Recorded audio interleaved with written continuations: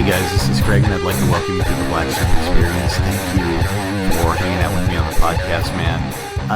Deeply, sincerely appreciate your presence here. So thanks so much for spending your time with me.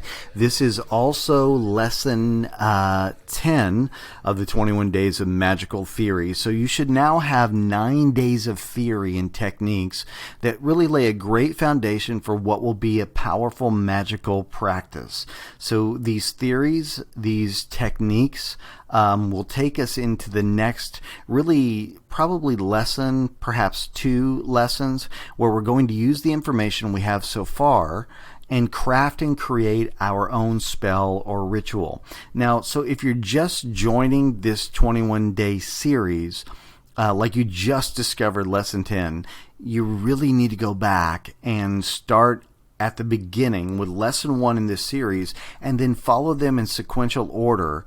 For instance, lesson 10 can't even be done without the practices found in lesson 8 and lesson 9. So you really need to go back to lesson 1 and hear the theories and the practices and follow them in sequential order to this lesson, lesson 10. Now, what you're getting in this set of lessons is theory and practice that form a portion of my own personal practice, right? So these theories and practices come from a variety of sources, grimoires, traditions, discussions, right? Personal experimentation. And so this is a powerful way. What I'm going to teach you in the next lesson or 2 is a powerful way to do a spell that will bring about results.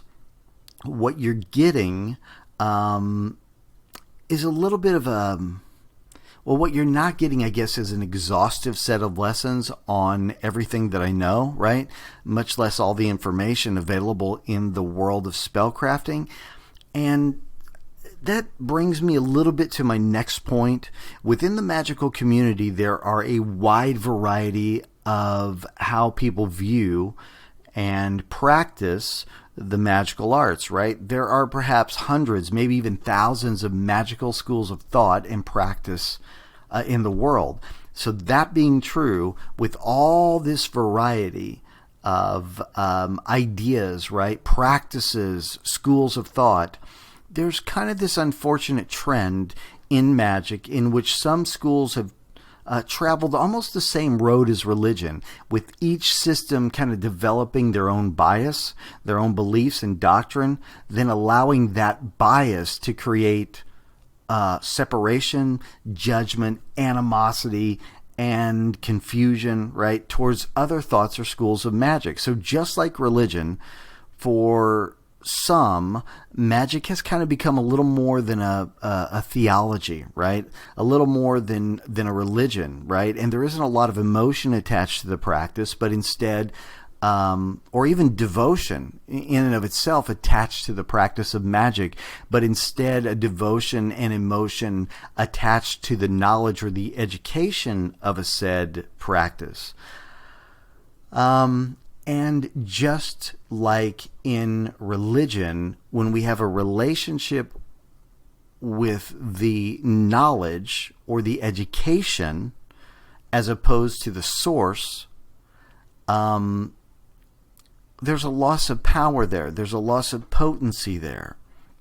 Personally, I don't even allow much time for these kinds of conversations, right? They're kind of stupid, to be honest. My original training and practice was in chaos magic, and so that's what I know, and natural magic as well, but it certainly is not beyond the realm of possibility, right, that I have my own bias and prejudice. In fact, I'm sure that I do, but I don't allow a lot of room in my life for the negative opinions of others. So typically what you find in chaos magic is a pretty efficient way of practice that is effective, right? So my amalgamation of chaos magic and natural witchcraft is something that I enjoy, is something that works for me, it's something that I have found to be very effective and produces results. Not some, but there may be quite a few who would disagree with my personal practice. But I don't really care, right? To me, the most powerful magic is not one with the most difficult or over ceremonialized or over ritualized steps attached. It is the practice that is natural and that organically flows from you. And so that's what you're going to get from me.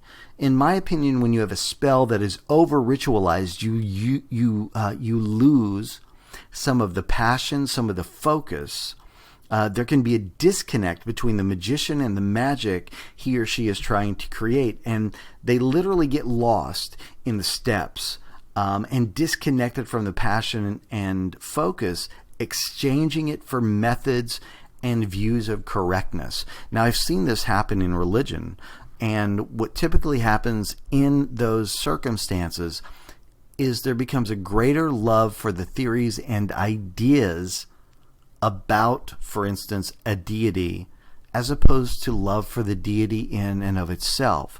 So it's my personal experience that sometimes when there's an over ceremonial aspect or there's an over ritualization of magic, the magician is a little bit cut off from the magic that he or she is trying to produce. They get lost in the steps and disconnected, right?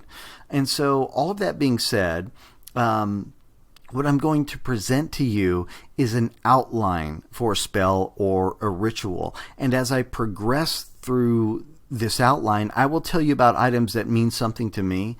However, what I suggest is that you look at this outline and you mold that practice to your personal connection, your personal passion, your personal focus. In my experience, when emotion and focus are present, magic flows organically from us. I believe that magic is a very organic and very natural state of humanity. In fact, my good friend Valerie Love and I were talking just yesterday, actually, and we were talking about this very thing, and she sent me a quote that I want to share with you guys. Here it is. It's by Michael Malice, and to be quite frank, I have no idea who that is, but this is the quote: "We are born knowing that life is a magical adventure, and it takes them years to convince us otherwise." And I really believe that that's true. Magic is something that naturally and organically flows from us.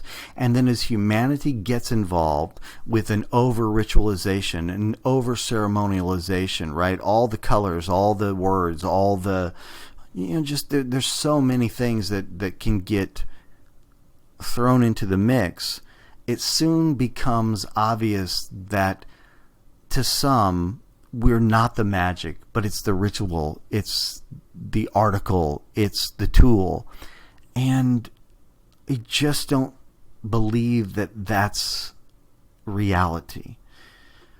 And so to do or to operate in the kind of practice that you're getting in this 21 days of magical theory, you need to be able to spend enough time with yourself to understand that you are the magic, you are the power, you are the connection, you are the divine presence within that working that really produces the result. So all of that being said, I think it's critical to understand that as we approach any type of magical practice, what we're doing is we're using the energy in us to connect to the energy around us. And in reality, all of that energy is exactly the same. So I can present to you a ritual, I can present to you a ceremony that is effective, and I can tell you that it's the words, or I can tell you that it's the tools that you use, or the colors associated, or the herbs and spices, and all these different things. But in reality, you are the magic. And until you understand and accept that and realize that power flows from you, you're never going to have a really productive magical practice. And that's critical to understand. You are the power, you are the magic, And what you're doing in these ceremonies, or what you're doing in these rituals, or what you're doing in these spells, is you're tuning into the innate power that comes with being a divinely created human being. And I really honestly believe until you understand that and accept that, you're going to have a magical practice that is subpar. If you're constantly relying on rituals written by individuals who honestly just made them up themselves, right? Like they decided this is a powerful ritual, this is what this means, and they wrote it out themselves, or you rely on a tool made of an inanimate object, you're taking away from the most powerful magic that there is, the energy of you. And so that's really, really critical. Now, there's no way we're going to get through this entire session of how to create a spell today. This is going to be a two-part thing. But let's go ahead and get started with the first few aspects of this, and then I'll catch you in the next lesson. So at this point, you've decided what you're spell crafting for, right? You know what it is that you want and why you're here. You've done what we call an ecology check. And I believe that that was in lesson I think that was in lesson 8, right? You've created a simple, to-the-point intention statement that's written in the positive, in the affirmative, as if you already possess the thing that you're spellcrafting for. And we discussed this a bit in lesson 8 and lesson 9, and so you should have that with you as you come into lesson 10. So you've gone through those processes, right? You have the intention statement with you. So the first thing that you're going to do is you're going to enter your magical space. Now, all this is a space where you can be alone and unbothered for however long your ritual is. And you need to decide, what do you want in your space? And this is really up to you. This goes back to the point I was making just a few moments ago. You're the magic. You're the power. You're the connection to the quantum realm, to the ether, to whatever it is you want to call it, to the web of energy. You're the connection point. But sometimes it's helpful to have tools to create an atmosphere that help us better facilitate a mood of magic. Okay? So do you want an altar? Do you want candles? Do you want a bell, an athame, or other ritual tools? If so, do a little bit of research on those, right? Candles, tools, athames, ritual tools, and how to set up an altar if that's what you want to do. Although I wouldn't suggest getting too wound up in the specifics, but decide exactly what it is that you want to bring into your space, right? You can make these as elaborate or as simple as you want to. On that note, when I first started doing magic, my altars and my ceremonies were really elaborate. They were really ritualized. Now they're extremely basic. I mean, there's 3-4 items at most on any altar or within any magical space that I create. And I found that actually to be more effective. So as you progress in your craft, there are a lot of things you may want to add to your magic to create an ambiance or a mood of magic, right? And some of these things do help elevate your energy. So I'm all for it. Anything that continues to fuel passion and focus. But for our purposes in this particular ritual, all you really need is a white candle, a small plate, and a cauldron or something to burn a piece of paper in, and your magical record, right? Okay, so the next step, so you're going to enter this magical space. You've created it. It's exactly as you want. The next thing you're going to do is what is often called as casting a circle, or some call it calling in the quarters. And all you're really doing is just sort of, some would say you're creating a sacred space or a protection. I think what you're really doing is you're focusing and concentrating your mind and your body and your subconscious that you're getting ready to do magic, right? For me, what I mostly do is I call in the quarters, and that is calling in the angels from, because I come from an Abrahamic tradition. My leanings are Christian still strongly. And so if you want a script for that, along with instructions, you can email me at theblacksheepexperience@gmail.com, or you can contact me. You can DM me on Instagram, and I'll send that to you. But that's what I do because that's where my preference is. Okay, so if you want to learn more about casting a circle, you can Google that. If you want to call in the quarters, like what in my personal practice, just email or DM me, and I'll share that with you. Okay. So the other thing you want to do now is you want to really prepare your mind. So you want to take a few moments to let go of all the things that you brought into this circle, into this magical space. Maybe it's conversations you had through the day. Perhaps it's conflicts that you have in relationships, financial burdens, whatever the case may be. You want to come to a place where you can let that go. Now, depending on your meditation practice, it's going to really determine how long that takes. We'll talk more about meditation in the next lesson or two. But you want to take a little bit of time to really clear your mind. It may take you 5 minutes. It may take you 10. It just depends on how convoluted and frustrated you are as you come into this magical space.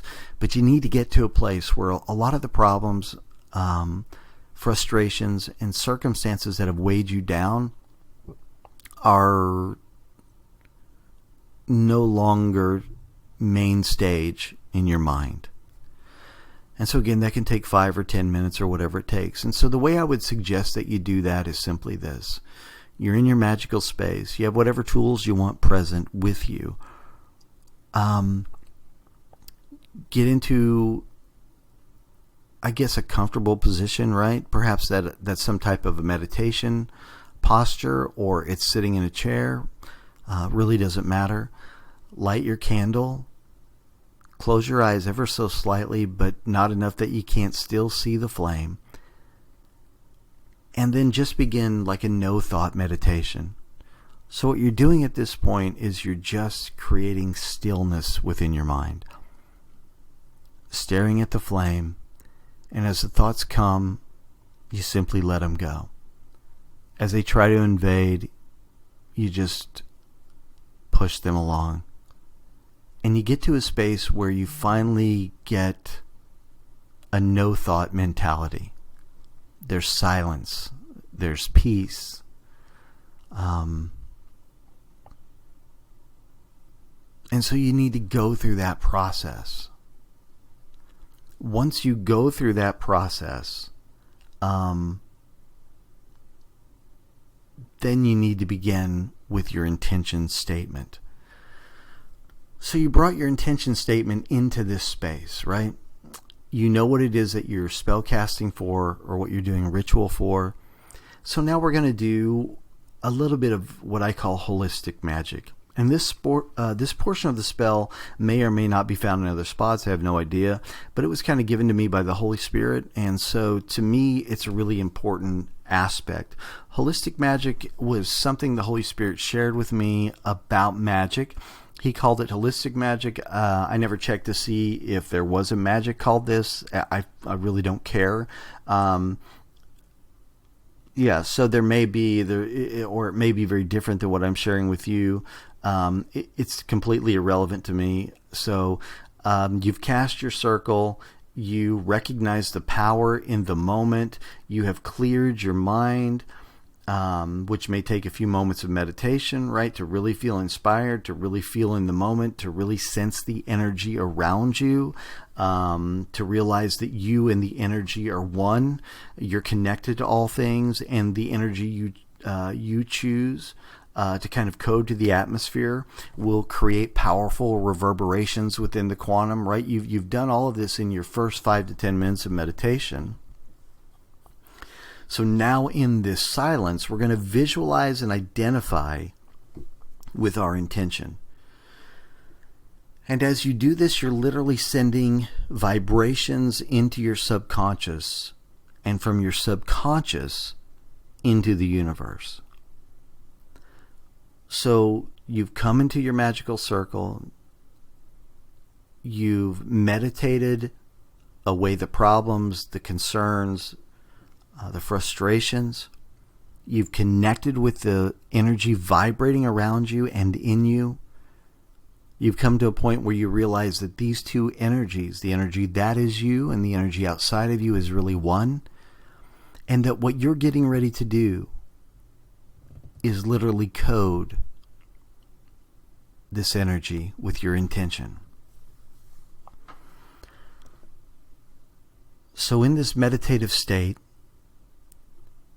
holistic magic begins this way. What does it look like to have that desire? What would you see? How do you look?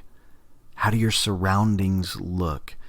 And you're going to want to create strong visualizations to the desire. So if it's to be wealthy, well, what does that look like to you? What kind of car would you own? What would your house look like? Where would you live? Who would be surrounding you?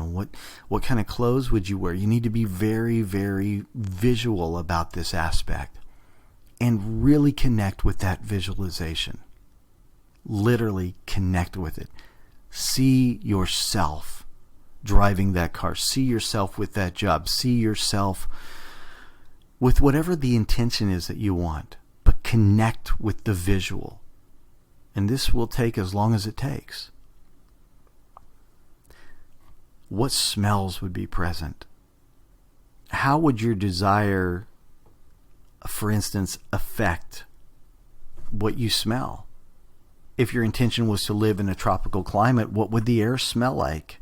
Or the ocean breeze at night? And work really hard to inhale the fragrances present in your intention. Really connect with that.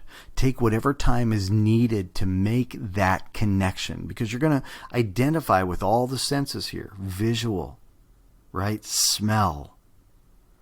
What sounds would you hear? Once again, the same thing. The sounds you might hear if this intention was real. If it's a tropical climate, could you hear the ocean from where you're at, or the palm trees blowing in the wind? I mean, really try and hear the sounds in your mind of what it would sound like if that intention were already true. Connect with it until it becomes real for you. Then we move on to taste. What taste would be associated? And then really live in that moment. Taste the wine, taste the food, taste the whatever it is, you know. If you're trying to lose weight, for instance, you know, and that's your intention, really connect with foods that might be healthy for you, that might send you or connect you to your next level self. Really connect with that. How about emotion? What emotions would you feel if this intention was real? Safety, adventure, love, and really work on feeling this, connecting with it until it's absolutely real. And so this aspect of the spell takes as long as you need, but we really want to identify with this being already present, experiential, right? So your intention needs to be a conscious reality. Get absolutely lost in the fantasy entirely. What do you see? What do you smell? What are the sounds? What do you taste? What emotions would you feel? All of those become really critically important in this aspect of the spell. It may even be productive before you enter into this portion of your spell to make a few notes, right?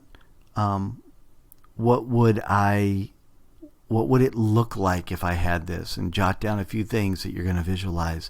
What smells would be present? Jot down a few things that you think would be a part of this if this intention were already present. And then on, right? Sounds and what you would hear and what you would taste and the emotions you would feel. All of these are really critical aspects of creating your intention and then placing that intention into the quantum or into the ether. All of these are critically important. So we're going to stop here on this aspect because this is already a lot of information for your ritual.